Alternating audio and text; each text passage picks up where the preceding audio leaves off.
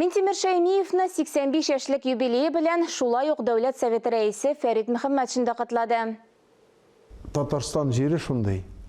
Аның ул вакытта үзгәртеп кору вакытында килгән президентта да шундый булды. Минтимир Шәрип улы Шаймиев. Әле бүген дә ул һаман эштә.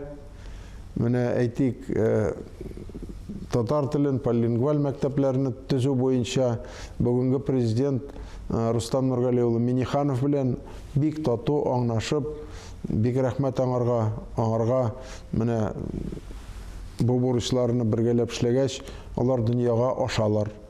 Минтимир Шәрип исәнлек, саулык сезгә, сәламәтлек, аның 85-е дә үтәр, 90-ы да җитәр, 100-е дә җитсен.